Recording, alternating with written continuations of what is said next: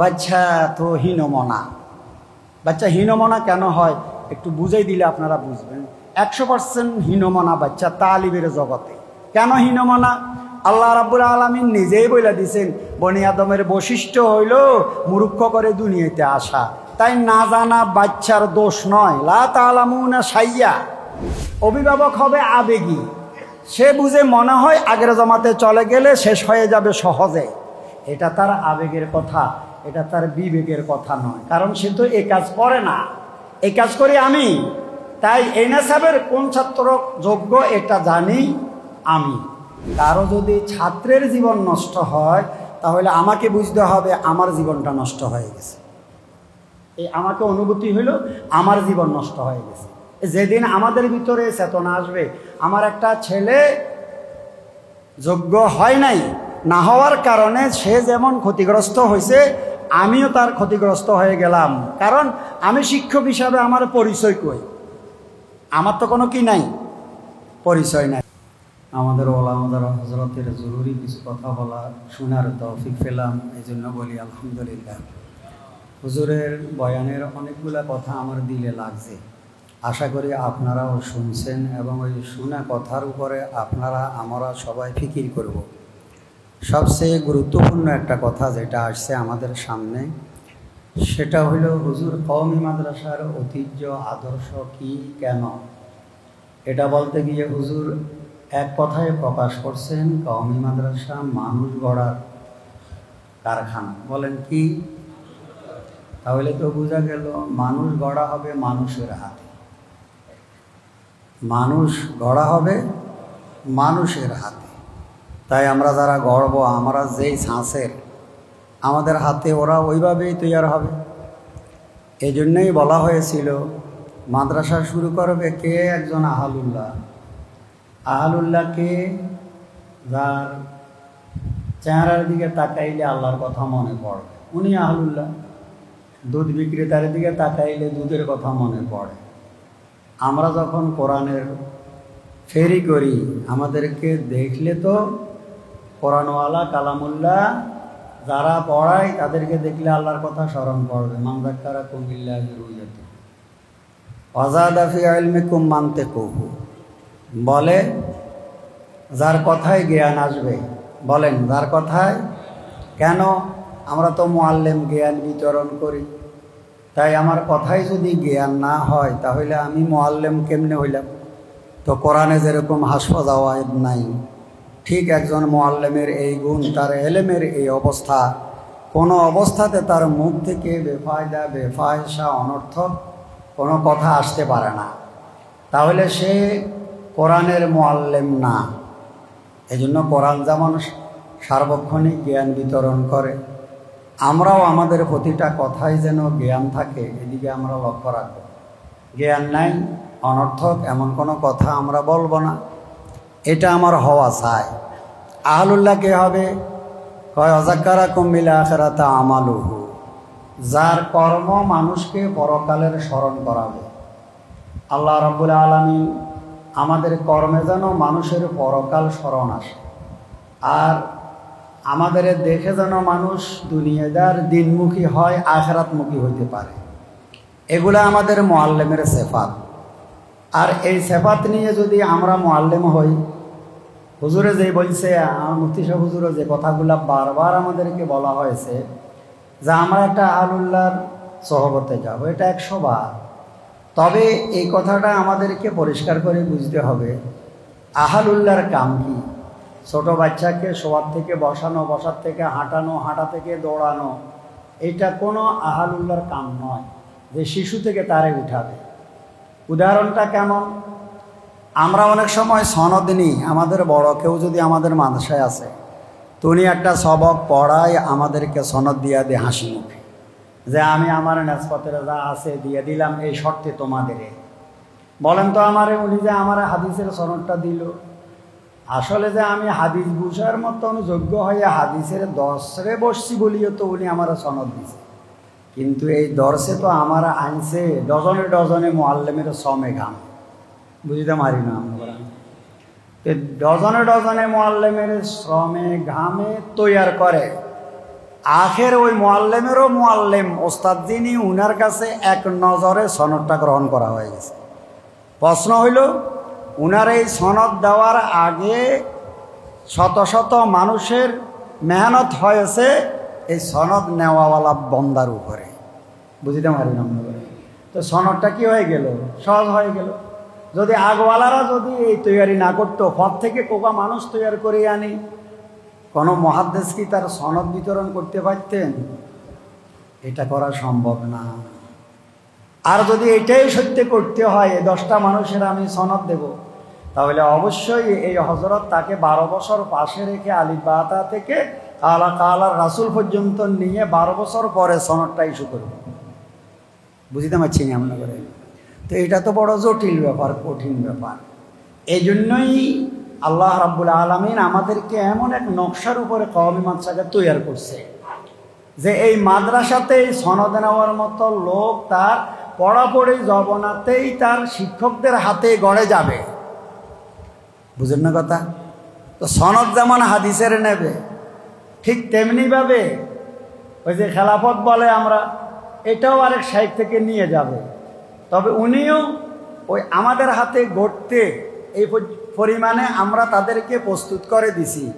উনার দরবারে 5 দিন 7 দিন অথবা 2-4 বার দেখা হয়, উনি আপাদমস্তক তাকিয়ে দেখলেন যে মাশাআল্লাহ তারে তৈয়ার করা হয়ে গেছে, এখন আমি ইজাজতটা দিয়ে দিলেই হবে। বুঝিতে পারি না আপনাদের কথা? তা এখন এই লোকগুলা তৈয়ার করবে কে? কার হাতে তৈয়ার হবে? এই তৈয়ার হওয়ার জন্যই বলা হয়েছে মুআল্লিম যে হবে তার 3টা জিনিস। এই 3টা জিনিসের মাধ্যমে যদি কাম করি তাহলে আমাদের হাতে তৈয়ার হয়ে যাবে, আরেক মুরব্বীর দৃষ্টিতে এতে কামের হয়ে যাবে। সেই এলেম, কথাটা বুঝতে পারছি নি কন? তো এলেম লাগবো। এলেম লাগবো কি? আমার কিতাবের এলেম, ফোনের এলেম।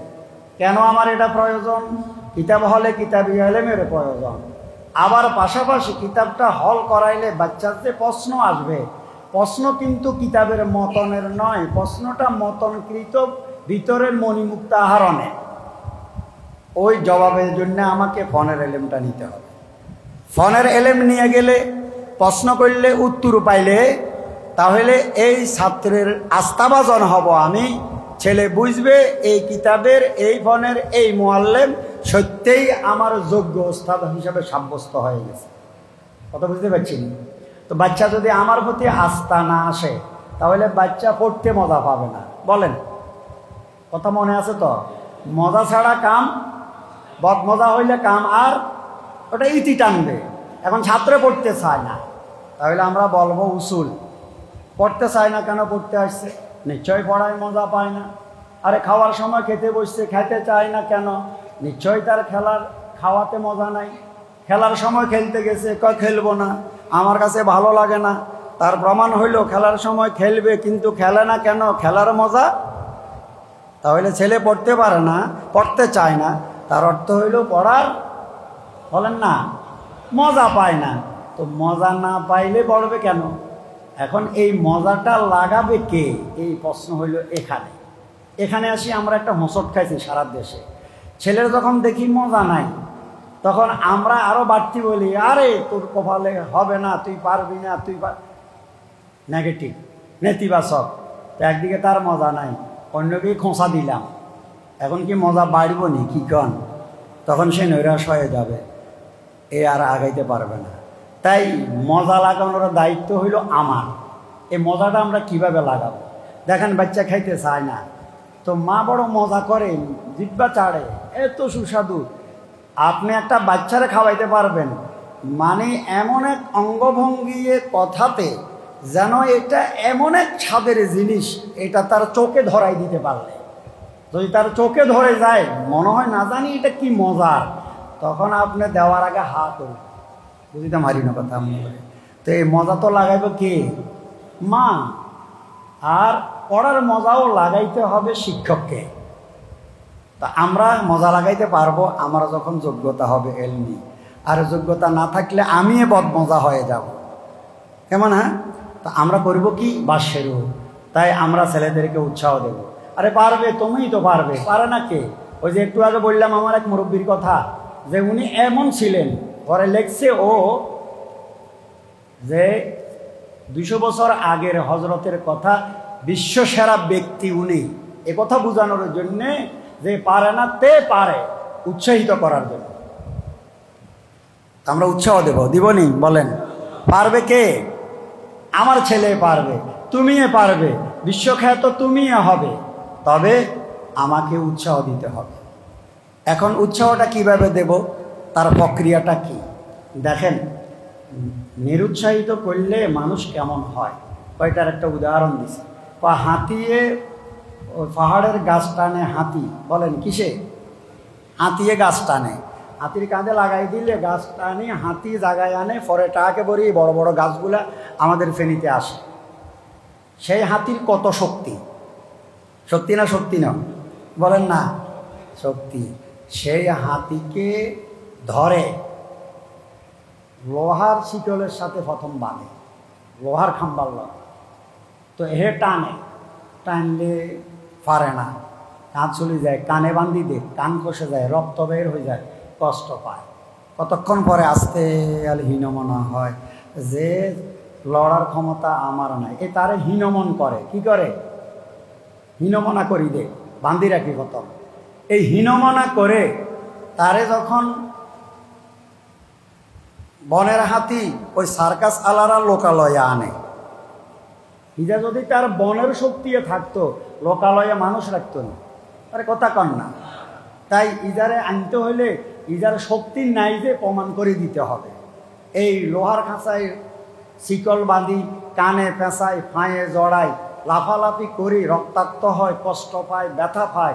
এক পর্যায়ে তার ভিতরে আসে লাফালাফি করি, কোনো লাভ নাই, আমি আমার জায়গার থেকে সরার নয়। তো আমার নিয়তিও হইল এই সর্দির ভিতরেই থাকা।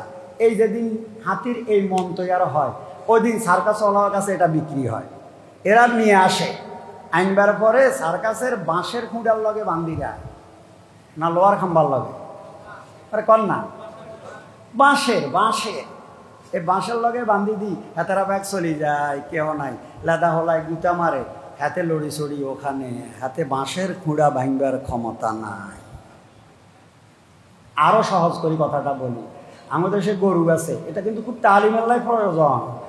এসাইয়েন গরুর গোড়ায় রশি গিয়া লাগাই, এক ইচ্ছা খুঁড়া গিয়া দিই, ওই শাসায় ফাঁড় মরিয়া দিই, এ খুঁড়ার উপরে দুগা লাথি দে, আর গরু ছাই খায়। অর্থাৎ তোরে বেঁধে ফেলছি, তোর সরার কোনো উপায় নেই। এই বলদ গরুর গাড়ি টানে 30 মনের, ওঁচে নেচে, খাদায় হরি, খাদার তো নুড়ি যায়, গাড়ি লই 30 মনের বোঝা।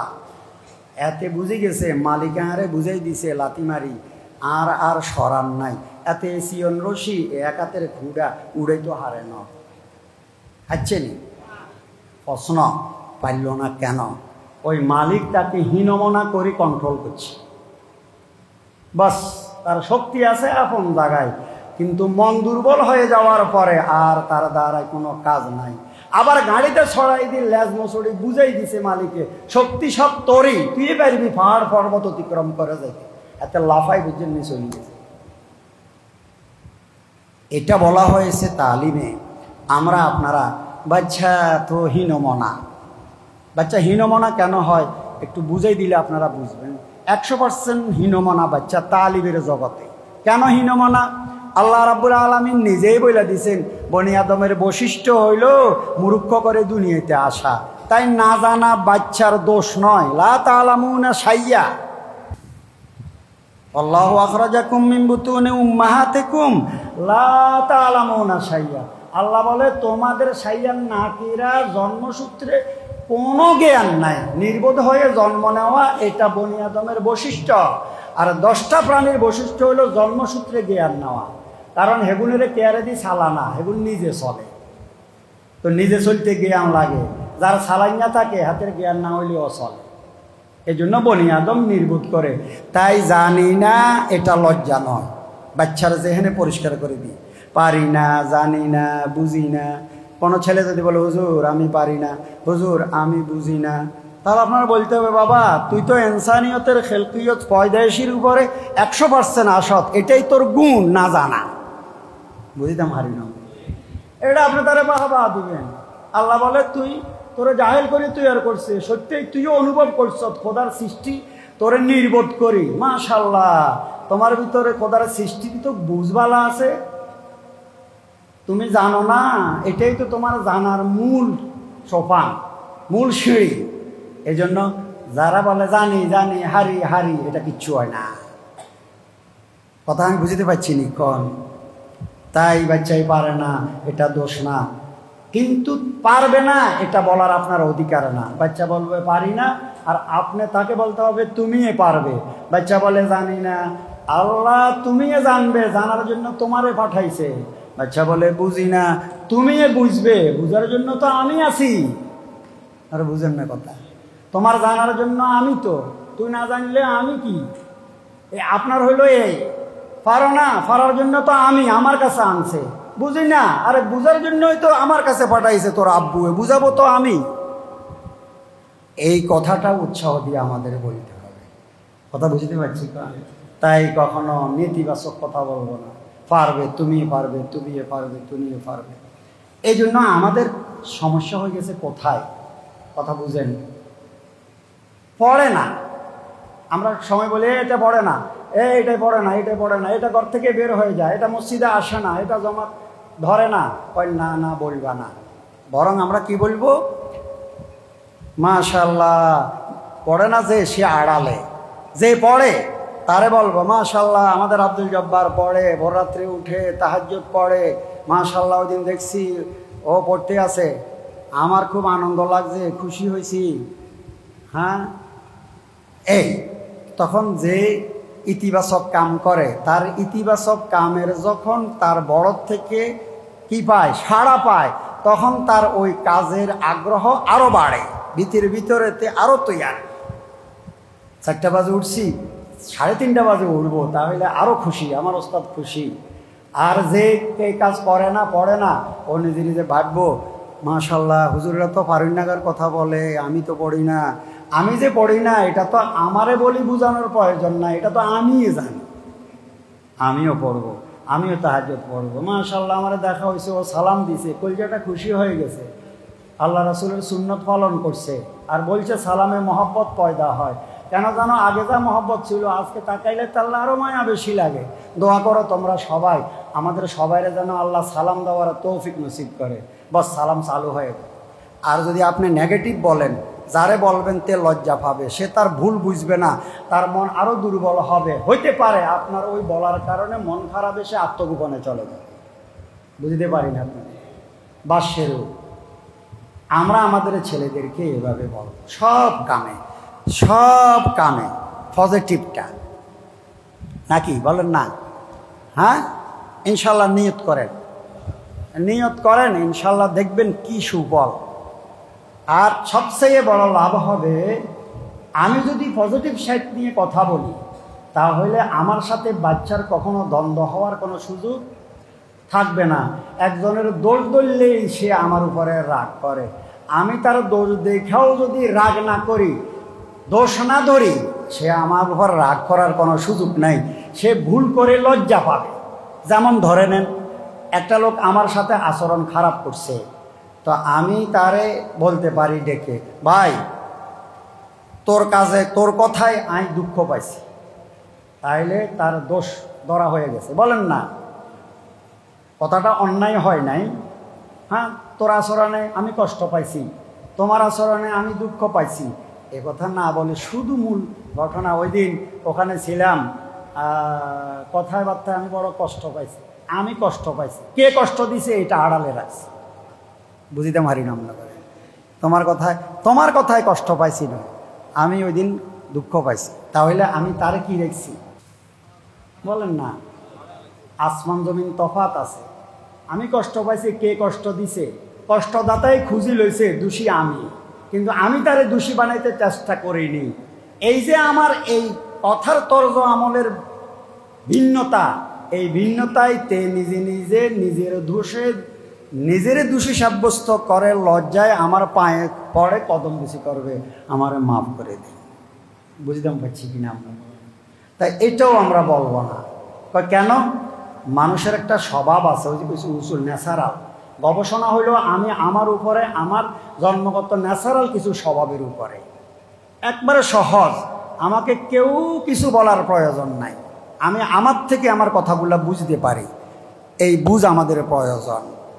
নিয়ম হইল যে যেটা করে ওই কাজে তার গতি বাড়ে, বুঝেন না কথা?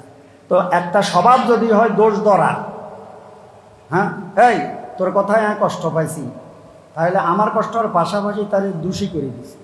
তো দোষ ধরার কারো যদি স্বভাব হয় তখন তার জীবনে যেখানে যাবে সেখানে শুধু দোষ খোঁজা হবে। খাইতো গেলেও এখানা ফাঁক ভালো হয় না, লবণ কম হয়েছে, জাল কম হয়েছে, মানে এই নেগেটিভ সাইড, এটা একটা স্বভাব হয়ে যায় ন্যাচারাল, এটা সব সময় শুধু দোষ। এই জন্য বলা হয় কোনো দোষ নিয়ে চর্চা করবো না, গুণ যেটা আছে ওইটা আমি বলতে থাকবো। ওই কথার একটা অ্যাকশান থাকে, যদি গুণ বলতে থাকি তো আল্লাহ ওই গুণ আমার ভিতরে দান করে দেয়। আমরা এটা আমাদের সাথে ছেলেদের মাঝে খুব খেয়াল রাখি ইনশাল্লাহ, কেমন? হ্যাঁ, তাহলে পারবে না? পারবে না? পারবে, তুমি পারবে। এখন পারবে কিভাবে, এই কথাটা আমাদের একটু মাথায় নিলে ভালো হবে। কেমনে মাথায় নেব? সমস্যাটা কোথায় দেখেন, ছেলে যে পারব তার একটা প্রমাণ আছে। প্রমাণটা কি? সে 14টা সিগা পারে না, তাই বলি পারে না, তমিজ নাই। এমন শত শত ছেলে আছে মিজানের, একটা সিগা বললে আরেকটা সিগার নাম বলে বস, তো আমরা বলি পারে না, অথচ তারে আমি বুঝাইতে হবে না তুমি পারবে, বলে পারি না তো প্রমাণ আছে, জরাব তো জমজাকারে গায়েব কইছি দিস নাই, কিন্তু আমি যে পারবো তার প্রমাণ। তো আমরা পারে না জানি এটা দেখাই দিছি, ওই যে সিগার তমিজ করতে হারে না, এত বুঝি গেছে আয় না হরাই না হা কি, আর হারার ফিকিরের দরকার নাই, শেষ। ওস্তাদেরও সার্টিফিকেট সনদ হইয়া গেছে। হ্যাঁ, আপনার সনদ দিয়ে দিয়েছেন, একটা অনায় আসে, বুঝছেন নি কথা, ফিরন ছাড়া সনদ দিয়ে লেছে। আচ্ছা, এখন আপনি বলবেন পারবে, তো পারবে তো প্রমাণ লাগবো, পারে না তো সে। হ্যাঁ, এটা প্রমাণ লাগবো না? লাগবো না? প্রমাণ দিয়ে দিলে কথা মানব। এখন প্রমাণ করব কি? তা হেরে আপনি ডাকেন, ডাকি একটা টুকরির ভিতরে রশিদিয়া মাদ্রাসা যা আছে গাছগল হাতে এখানে থাকে, তো এক একটা পাতা লই টুকরির ভিতরে দিছেন, দিয়া তারে আপনি বলেন এই একটা পাতা হাতে নিবি, মুখে গাছের পাতা তা বলবি। 100 বার 14 সিগা যে ছেলে পারে না, 50টা গাছের পাতা যেটা সচরাচর নিজের গ্রামে আছে, সে এক একটা পাতা তুলবে, এটা আম পাতা, জাম পাতা, কাঁঠাল পাতা, লেবু পাতা, অনর্গ একটার পর একটা, একটার পর একটা, একটার পর একটা, তোলা, দেখা, বলা। কথা কন, কয়টা জিনিস? হ্যাঁ, 3টা। কি কি? তোলা, দেখা, বলা। তুলল, দেখলো, তুলল, বলল, তিকলো, তুলল, বলল, আম পাতা, জাম পাতা, কাঁঠাল পাতা, লেবু পাতা, লিচু পাতা, করই পাতা, বড়ই পাতা। হাজি আপনি চাইয়া থাকেন, আরো সাথী যা আছে তামাশা দেখ, পৃথিবীতে 8ম আশ্চর্য, 9ম আশ্চর্য, বিনা লোকমায় গাছের পাতার নাম বলে। লোকমান নাই নাই নাই, হাতে দম লইছে, রে আরো তো কিছু গাছ রইয়া গেছে, আইনটা মারি নয় বাবা, ওগুন আনি দিলে বলতে পারবি নি? হুজুর, নোয়াখালীতে যত পাতা সব গাছ আমার জানা, কোনো পাতা চিনতে আমার সমস্যা হবে না। হাজি আপনি যদি একরাশ হাসি মুখ খুলি, পোলাটারে বুকে জড়াই যদি বলেন বাবা প্রমাণ হয়ে গেছে, বিশ্বখ্যাত আনোয়ার শাহ কাশ্মীরি হারাই ফেলছি, তোরে দিয়ে আনোয়ার শাহ কাশ্মীরির জায়গাটা পূরণ করবো, রাজি তুই? হয় কি? বলে এটাই তো, তুই বল। হ্যাঁ হুজুর, এটা তো কপাল, হ্যাঁ তোরে আমি তাই বানাবো, আয় তুই। প্রমাণ? এতগুলা গাছের পাতা, লক্ষণ দেখে, সুরত দেখে নাম বলতে বেশকম হইল না। 14টা সিগার সুরত ভিন্ন ভিন্ন, নাম ভিন্ন ভিন্ন, এটা পারবি না, মূলে এটা তো হইতে পারে না। তাহলে বোঝা গেল জাওহার আছে, তবে এটা প্রকাশ পায় না, ওইটাই আমরা তুলে নেব হাতে তৈয়ার, তবে আপনার লাগবে। আমি যদি নায়ন গুঞ্জাম তুই যা, হবে না। আপনি এটা করতে থাকতেন না, আজ 3 কামায় ব্যাখ্যা দিলে আপনারা পরে বুঝবেন। আপনি তৈয়ার, রেডি, তোমার লাই তৈয়ার আছে। বলেন মেধা আছে না নাই? কোনো গাদা আছে কওমি মাদ্রাসাতে? একটাও নাই। তারে আপনি বলেন আপনি মুহাদ্দিস, আপনি এলেমের সাগর, কিন্তু আপনার মোবাইলে ফ্যাঁস লাগে গেছে, আপনি কিচ্ছু পারেন না। আজ 2 দিন নাই নাই নাই, পেরেশান পেরেশান। বলে আমরা দেখবো ওস্তাদ যে কী হয়েছে? বাবা রে কইস না, কোন সময় ফেনি যাবো, মোবাইলটা তো কী হয়েছে কি তাও বুঝি না। কী হয়েছে কী হয়েছে তাও বুঝি না। বুঝলে তো আমি ঠিকই করি ফেলাইতো। আমি এটাও বুঝি না কী হয়েছে, কিন্তু চলে না এটা বুঝি। হাতে সাহায্য নিয়ে এমনি এমনি করি, কাজেই ওস্তাদিন নেন কী রে কী হয়েছে, এটা চলছে আর। আপনি শুধু চলে না এটা বুঝেন, চলে এটা বুঝেন, কিন্তু বেজাল কি আপনারা জানা নাই। আপনারা যেই ছেলে কিতাবের মতন বুঝে না, ফ্যাঁস তো দূরের কথা, হাতে মোবাইলের প্রোগ্রামের ফ্যাঁস নয় শুধু, সব জানে। আপনি তারা সাহস করি বলেন, তারা বললেন না তোর কপালে পড়া নাই। আমি তো বলি আমার যে ফোলা মোবাইল চর্চা করে বাপে কই আইলে হোলাই যারা যদি আমি পাই, যারা ডাক্তার মাস্টার মুফতি মুহাদ্দিস বানাবো, কারণ যার মেধা আছে। বুঝেন না কথা? যেটা গুগলে সার্চ দি বুঝছেন নেই, আকাশে যাইতে পারে। এই ফলা বুঝি ফাতালের এই সাধারণ জিনিস বুঝতো না, নফস মেধা তার ভিতরে আছে। বুঝিতে পারছি কিনা? কম আছে না নাই? তারা বেশি। এখন আসেন, বলো হুজুর সব তো ঠিক, কিন্তু সিগা তো বুঝি না হুজুর। তো হ্যাঁ বুঝবি, দোষটা কোথায়, গলতটা কোথায়? গলতটা সেটা আমি ধরি দিই আপনারে। কি সেটা? গলতটা হয়েছে 2 জায়গায়। প্রথম এক জায়গা হইল তালিমের 2টা সিস্টেম। হয় কিতাব নিয়ে নেশাব বানবেন, নয় নেশাব তৈরি করে ছাত্র নেবেন।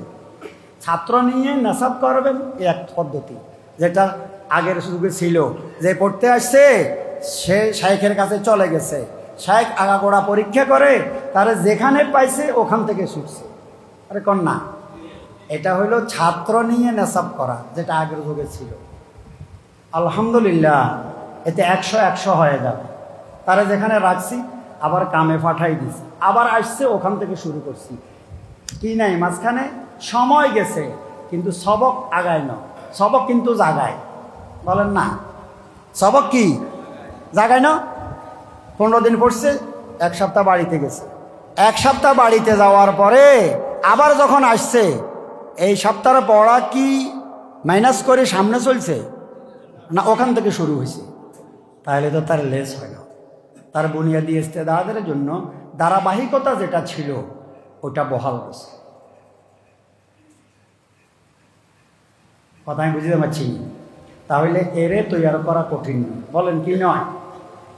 আরেকটা হলো নেশাব তৈরি করা আছে, এখন ছাত্র নেব, এটা বড় জটিল, এটা আবার সহজ। তালিম ব্যাপক হয় আমাদের হেদায়েতুন নহর এই নেশাব তৈরি।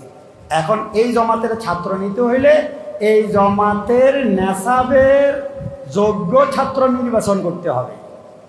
আমরা এখন দেখব যে আমার ছেলেটা হেদায়েতুন নহর বুঝে না, মেরকাত বুঝে না, তাহলে আমরা সিদ্ধান্ত করব তালিমের 2টা ধারা, আমার মন মতো কোনো কথা হবে না। হয় আমার ছাত্র নিয়ে নেশাব করে তারে পড়াবো, এই ব্যবস্থা বর্তমানে আমাদের মাদ্রাসাগুলোতে নেই। আমাদের নেশাব তৈরি করা আছে, এখন নির্বাচন করব ছাত্র। এই ছাত্র যদি এই নেশাবে নির্বাচনে ভুল করে থাকি, এই ভুলটা ছাত্রের না, ভুল ছিল আমার, বুঝতে পারি না। আর এই ছাত্র যদি এই ভুলের শিকার হয় মাসুম, আমার মনে হয় না আল্লাহ রাব্বুল আলামিন এই ছেলেকে দোষারোপ করবে। মনে হয় ছেলে দোষারোপ হবে? ছেলের অভিভাবক না, অভিভাবক হবে আবেগী। সে বুঝে মনে হয় আগের জমাতে চলে গেলে শেষ হয়ে যাবে সহজে। এটা তার আবেগের কথা, এটা তার বিবেকের কথা নয়, কারণ সে তো এই কাজ করে না, এই কাজ করি আমি। তাই এই নেশাবের কোন ছাত্র যোগ্য এটা জানি আমি। আমারে বলেন, যদি এই নির্বাচনে ভুল হয়, তাহলে ছাত্র যদি মুস্তাহিদ না হয়, কিতাবে না বুঝে, এটা তার বুঝের অভাব নয়, তার নির্বাচনে ভুল হয়ে গেছে। এই জন্য বাচ্চাটা বুঝবে না। এই বাচ্চারা আপনি 1000বার চেষ্টা করলে বুঝতে পারবেন না। তাহলে পারেন নাকি মেধা নাই বলে, নাকি ওই ত্রুটির কারণে? বলেন না। প্রশ্ন এখন, আমরা সবাই জানি, বছরের শুরুতেই জানি এই ছেলে এই কিতাবের যোগ্য। বলেন না। আমি জানি এই ছেলে এই কিতাবের যোগ্য নয়। প্রশ্ন দাঁড়ায়, আপনি জানেন এই কিতাব বুঝতে নয়, এই কিতাবের যোগ্য নয়, এই কিতাবের চলার নয়, এই পথের যাত্রী নয়। আপনি এই ছেলেটাকে এই পথে দিয়া মানসিক যাতনা, মানসিক কষ্ট, অর্থ, আপনার শ্রম, আপনার ঘাম আপনি কেন করবেন? জানি না আমি শরীর এই বিধান কীভাবে হইতে পারে। তো ভুল করলাম আমি, জীবন নষ্ট হইল। বলেন না। বলেন না গো, কার নষ্ট হয়েছে জীবন? বলেন কার? ছাত্রের। এটা আমি বিশ্বাস করি না। এই ফ্যাঁস খাইছে এখানে। এ ছাত্রের জীবন নষ্ট হয়েছে, এ কথা বলার কারণে আমাদের এই ভুলপথ থেকে আমরা ফিরে আসতে পারি না। কারণ দোষ দিছি আরেকজনের। আর কথা বুঝছেননি? কার জীবন নষ্ট হয়েছে? ছাত্রের। তো ছাত্রের জীবন নষ্ট হইলে, ছাত্র নদীতে ডুবি গেলে, হাতে যদি মরি যায়, হাতে যদি মসি যায়, তো আর কি হয়েছে? এই না, ব্যাপারটা এমন না। এটা আমাদের বুঝতে হয়। কারো যদি ছাত্রের জীবন নষ্ট হয়, তাহলে আমাকে বুঝতে হবে আমার জীবনটা নষ্ট হয়ে গেছে। আমাকে অনুভূতি হইল আমার জীবন নষ্ট হয়ে গেছে। যেদিন আমাদের ভিতরে চেতনা আসবে, আমার একটা ছেলে যোগ্য হয় নাই, না হওয়ার কারণে সে যেমন ক্ষতিগ্রস্ত হয়েছে, আমিও তার ক্ষতিগ্রস্ত হয়ে গেলাম। কারণ আমি শিক্ষক হিসাবে আমার পরিচয় কই? আমার তো কোনো কি নাই, পরিচয় নাই। তাই গাছ তোর নাম কি? বলেন। আমাদের ফল কি? বলেন না। আমাদের ফল কি? ছাত্র। তো ছাত্র ভালো হইলে আমার পরিচয়, আমি ভালো। ছাত্র যদি গাধা হয়, বোকা হয়, নির্বোধ হয়, তো আমার যোগ্যতার ঢোল বাজিলে লাভ হবে। তাহলে জেনটার একটু পরিবর্তন করি। ছাত্র যদি ভালো না হয়, সে যেমন ক্ষতিগ্রস্ত, আমিও কি হয়ে গেলাম? বলেন না। এটা শুধু মুখে বললে হবে না, এটাকে আমার মনে স্থান দিতে হবে।